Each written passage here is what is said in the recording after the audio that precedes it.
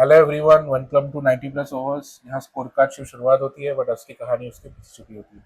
तो आज हम बात करेंगे हाल ही में खत्म हुई India versus England ODI series की, जो अगेन एक क्लोजली कंटेस्टेड सीरीज था but again a disappointing loss for India. तो क्या रीजन था ये लॉस का? चलिए इसका थोड़ा डिटेल में एनालिसिस करते हैं। तो जैसा मैंने बताया, unlike the T 20 series, this are the closely contested series. तो आई थिंक इंडिया के लिए कुछ तो पॉजिटिव रहा ही होगा इस सीरीज में। तो पहले हम थोड़े पॉजिटिव्स की बात कर लेते हैं। I think the top order for India has been the biggest positive in this series. Consistently, the top order has performed in all the three ODIs. अगर हम शुभमन गिल की बात करें तो शुभमन गिल ने बैटिंग वाइज अच्छा परफॉर्मेंस दिखाया है, along with Shreyas Iyer and Virat Kohli. और अगेन हिटमैन रोहित शर्मा ने तो लास्ट ओडीआई में आपने देखा होगा कितना अच्छा परफॉर्मेंस उसने दिया है। When the stakes are very high, Hitman always comes to the front, as you have always seen in the past performance as well कि हिटमैन ऑलवेज बिग मैचेस में, बिग टूर्नामेंट्स में हमेशा इंडिया के लिए बहुत ही अच्छा रहा है। अगर हम इंडिया की बॉलिंग की बात करें तो आई थिंक बुमराह ने अगेन बहुत अच्छा बॉलिंग किया है। As always he has been very economical and outstanding performer for us. Along with I think Akshar Patel ने भी अच्छा बॉल किया है इस सीरीज में। फर्स्ट ओडीआई में भी उससे काफी अच्छी बॉलिंग की है एंड ऑल ओवरऑल उसका परफॉर्मेंस अक्षर पटेल का इस सीरीज में आई थिंक अच्छा गया है। अब आते हैं the biggest concerns for India in this series. Again I think the biggest concern for India in this series has been their bowling. एकदम ही बेकार बॉलिंग किया है इंडिया ने, पूरा स्पाइनलेस बॉलिंग अटैक है इंडिया का इस वक्त। सिर्फ बुमराह को छोड़ के I don't see anybody in the team जिसके पास कोई अच्छा डेथ बॉलिंग का कोई स्किल हो, कोई वेरिएशन हो। इंग्लैंड बैट्समैन ने बहुत ही आराम से मिडिल ओवर्स में स्ट्राइक विकेट किया। They created big partnerships and totally Indian bowlers were clueless at the death. There was no proper execution, poor death bowling एकदम।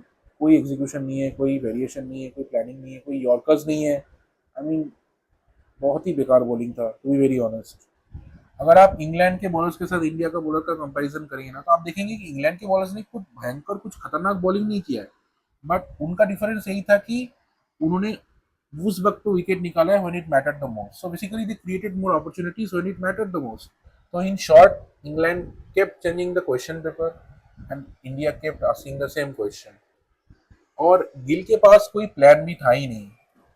जब भी कोई पार्टनरशिप 50 के ऊपर गया है, Indian team has struggled to break that partnership. अगर आपका कुछ काम नहीं कर रहा है then you should always have a plan B. अगर आपका फास्ट बॉलर नहीं चल रहा है तो आप एक स्पिनर को लेके आओगे, अगर आपका स्पिनर नहीं चल रहा है तो आप मीडियम पेसर को लेके आओगे। Basically you need to create opportunities, जो इंडियन टीम ने नहीं किया। अगर आपके विकेट नहीं गिर रहे हैं तो बीच में आप कुछ सरप्राइज फील्ड चेंजेस कर दो, कुछ अनप्रिडिक्टेबल बॉलिंग चेंजेस कर दो, राइट? तो ऐसा कुछ गिल ने नहीं किया है। कुछ रिस्की बॉलर्स को लेके आओ बॉल करने के लिए। तो आई रियली डोंट नो, मतलब इस स्ट्रैटेजी से इंडिया कैसे जीत सकती है। तो अगेन इंडिया के पास कोई प्लान भी था ही नहीं।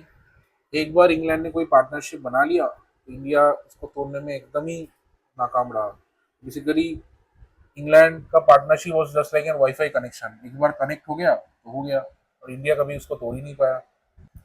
और एक स्टैट बताऊंगा आपको इस सीरीज के बारे में, जो सुन के आपको पता चलेगा कि इंडिया का बॉलिंग परफॉर्मेंस कितना खराब रहा है। इंग्लैंड का जो टॉप परफॉर्मर है जो रूट, इसको इंडिया ने पूरे सीरीज में एक बार आउट ही नहीं किया। तब Joe Root has been unbeaten in the entire series across the three ODIs. तो आप इमेजिन कर सकते हो, अगर एक ऑपोजिशन टीम का जो मेन प्लेयर है उसको अगर हम लोग आउट ही नहीं कर पाए तो हम लोग का बॉलिंग परफॉर्मेंस कितना खराब था। Basically we are clueless. Last ODI पे India score 360 but still loss by 27 runs. क्यों? Because the target was 387। अगर आप इंडिया का डेथ बॉलिंग देखोगे, in the last 5 overs they considered more than 80 runs. अगर आपकी बॉलिंग टीम लास्ट के 5 over में 80 रन से ऊपर देती है तो मैच तो वहीं पे हार गए। आपका डेथ बॉलिंग बेसिकली जीरो है ना। अगर यही स्कोर इंडिया को 350 की 360 आसपास चेस करना पड़ता तो इंडिया शायद ये मैच जीत जाता। And as you have seen कि 360 इंडिया ने स्कोर किया है। तो again I think match India ने बैटिंग में नहीं हारा है, मैच इंडिया ने बॉलिंग की वजह से हारा है। 5 ओवर में 80 run, it is not acceptable at all. Secondly I think India का जो मिडिल ऑर्डर है उसने बहुत ही पुअर परफॉर्म किया है इस सीरीज में। अगर आप सेकेंड ओडीआई देखेंगे तो at one time India were cruising for 177 for 3 and from there they collapse to 233 all out in 44 overs. अगर वो मैच इंडिया मान लो अराउंड 280 टू 290 स्कोर कर देते अगर वो लोग, तो वो score I think would have been a formidable total. जैसा हमने देखा है कि इंग्लैंड ने भी उस टारगेट को चेस करते हुए थोड़ा बहुत स्ट्रगल किया है। तो again I think the middle order has been an issue for us. So all in all I think England के पास बेस्ट बैटर था। They created more bowling opportunities when it mattered the most. and they also won the biggest moments. So I think it's pretty fair that they won the series. India team I think really need to improve going forward. अगर थोड़ा भी हमें कुछ chance रखना है हमारा in the next year World Cup, I think we need to improve in all aspects. सिर्फ top order batting I think अच्छा परफॉर्म किया है और Bumrah and I think Hardik Pandya when he comes back into the team, these are the only positives. बाकी सारे department में India को भी बहुत इम्प्रूव करना है अगर इंडिया को चैंपियन बनना है. सो लेट्स होप कि इंडिया परफॉर्म करेगी. अभी अपकमिंग जितने भी सीरीजेस आ रहे हैं, let's hope for the best and I hope कि India team will learn from their mistakes. तो आप बात करते हैं सोल्यूशन की. पहले आते हैं बॉलिंग पे. तो बॉलिंग पे आई थिंक अगेन बुमराह के अलावा इनको कोई और देखना पड़ेगा जो बुमराह के सब्स्टिट्यूट में भी अच्छा परफॉर्म कर सके. I think as of now Mohammed Siraj and Bhuvneshwar Kumar I think are the ideal choices for India. Top three lineup I think should be Bumrah, Bhuvneshwar and Mohammed Siraj. और ये लोग अर्शदीप एंड हर्षित राणा को एज अ बैकअप रख सकते हैं. And bowling allrounder I think इनके हार्दिक पांड्या और नीतीश रेड्डी पे ज़्यादा फोकस करना चाहिए क्योंकि हमारा जो नेक्स्ट अभी वर्ल्ड कप आ रहा है वो साउथ अफ्रीका में है और वहाँ पे I think fast bowling allrounders will be much more preferable rather than spinning allrounders. Middle order पे आई थिंक इनको और एक सेट विकेट कीपर बैट्समैन चाहिए. कभी कभी ये के राहुल को खिलाते हैं, कभी ईशान किशन को खिलाते हैं. I think we need a set team now क्योंकि अभी ज़्यादा मन बचा नहीं है वर्ल्ड कप से. तो हमें एक सेट टीम चाहिए जहाँ पे हमें एक प्रॉपर मिडिल ऑर्डर बैट्समैन और एक प्रॉपर मिडिल ऑर्डर ऑलराउंडर्स चाहिए. तो आई थिंक टीम को ये थोड़ा सॉर्ट करना चाहिए.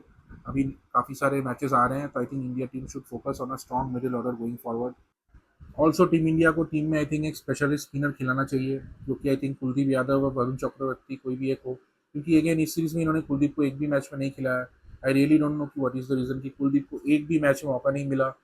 अगर उसको आप ले ही रहे हो तो उसको एक मैच खिला के देख ही लो. क्या उसको कैसे पानी भरने के लिए रखो आप टीम पे. तो अब आते हैं इस सीरीज के टॉप परफॉर्मेंस के ऊपर. अगर मैं बैटिंग वाइज बात करूं तो I think again Joe Root has been the top performer in this series जिसको इंडियन बॉलर्स आउट ही नहीं कर पाया पूरा सीरीज पे. And bowling wise I think उनके एंड से Sam Curran has been performing outstandingly. इन्होंने पूरा अकेले ही आई थिंक लास्ट ओडीआई में इंडिया को हरा दिया. उसका वेरिएशन बहुत ही ज़बरदस्त था. उसने proper slower ball slower yorkers डाला. And again Jofra Archer I think also has been very good for England team.